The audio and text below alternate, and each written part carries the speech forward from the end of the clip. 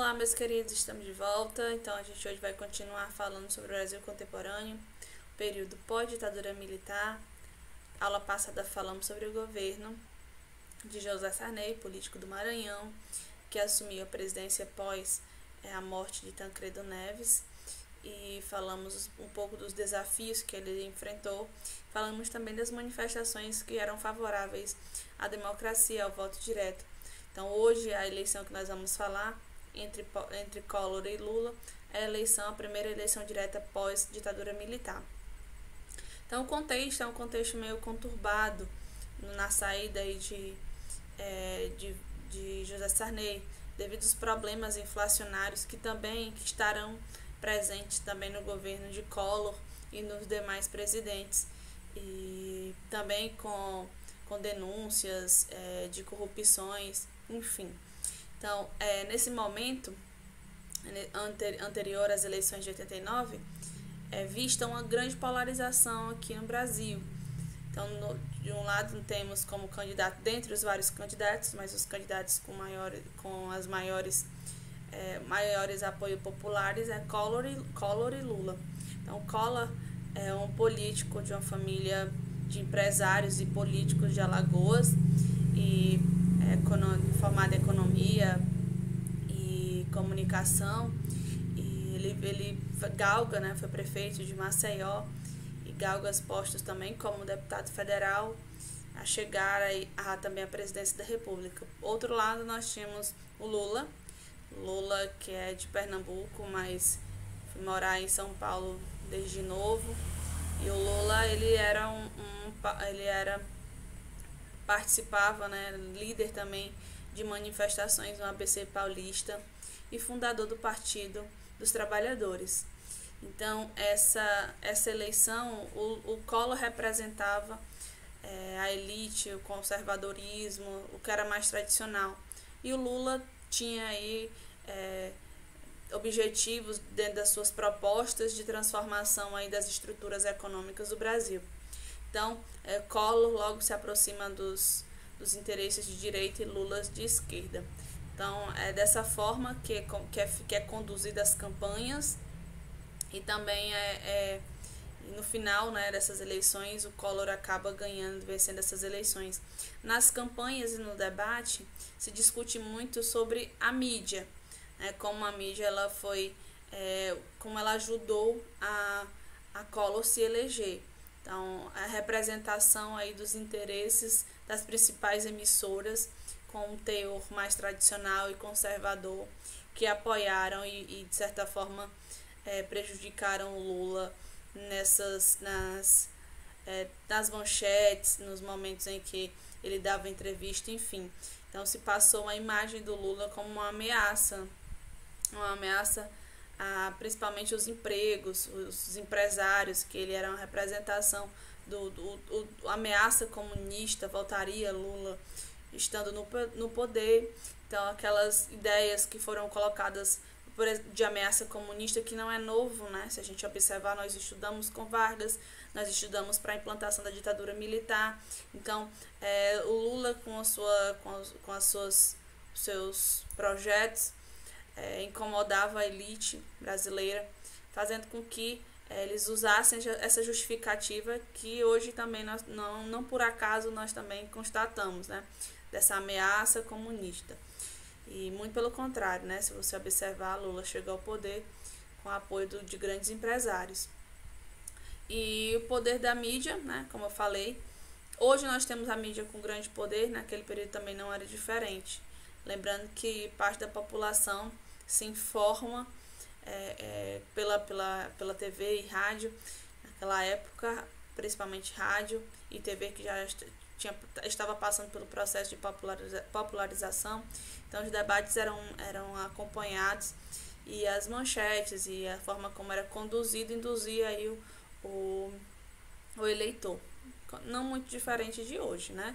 Só que hoje nós trabalhamos e hoje nós estamos construindo uma cultura contra as fake news, que se consolidaram de uma forma tão assustadora na nossa realidade, né? Então, a vitória de Collor ganha.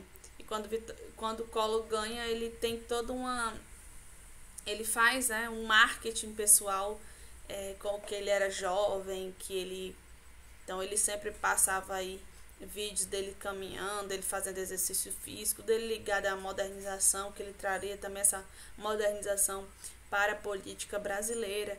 Ele implantou com as práticas liberais, como a diminuição da intervenção do Estado e a abertura, né, do Brasil para os interesses estrangeiros, e a privatização também de estatais.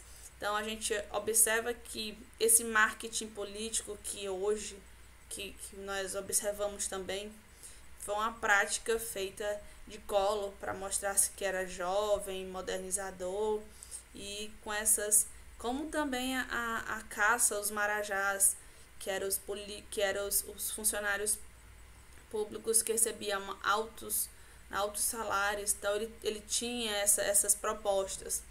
E na realidade, quando a gente observa que quando Collor chega ao poder, né, ele coloca, né, a sua ministra da Fazenda, Zélia Cardoso de Mello, e coloca o primeiro plano Collor, o plano que para resolver problemas de inflação era todo o depósito acima de 50 cruzeiros, que era moeda, né, lembrando do processo aí de mudança de moeda.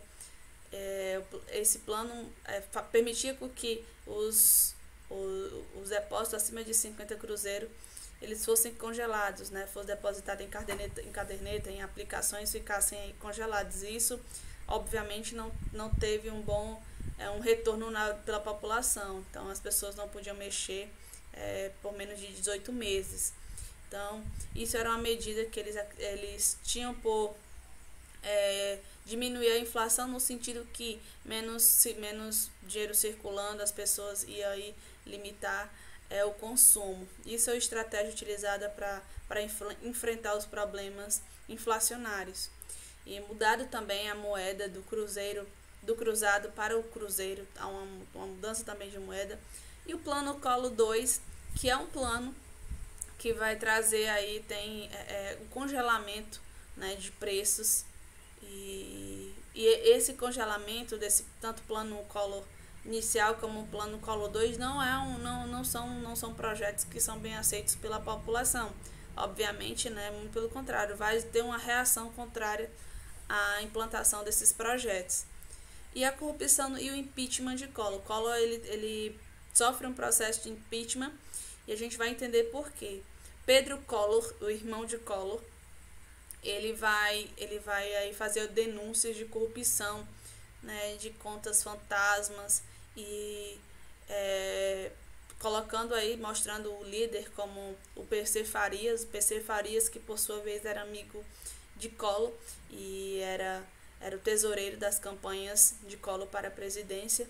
Então ele coloca, né, tudo no ventilador e passa por um processo. Essas denúncias passam pela CPI e são investigadas, e Collor, para ter um apoio da população, ele conclama a população para vestir as cores do Brasil em seu apoio. Só que bem não é isso que acontece.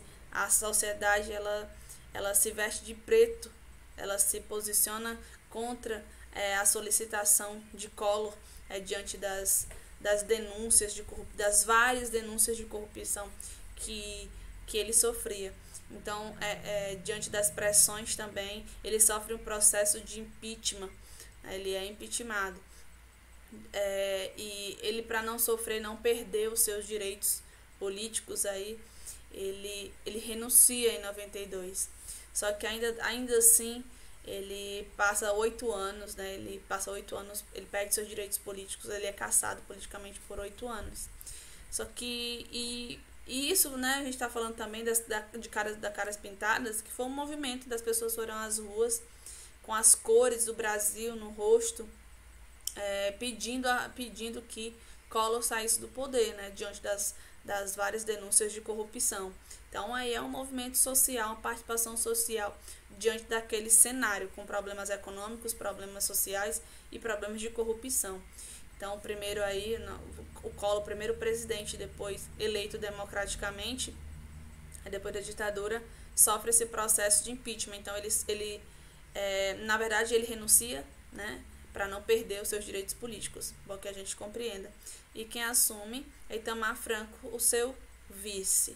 E hoje a gente, o Collor, ele ainda está na política, então mesmo passando esses processos todos, a política ele ainda está presente, ele é senador, se não me engano, mas ele acredita que ele seja senador de Alagoas e está aí ativa na política. Então, meus queridos, e na próxima aula a gente vai falar sobre o governo de Itamar Franco, tá certo? Então, fiquem bem, estejam bem, até o nosso próximo encontro.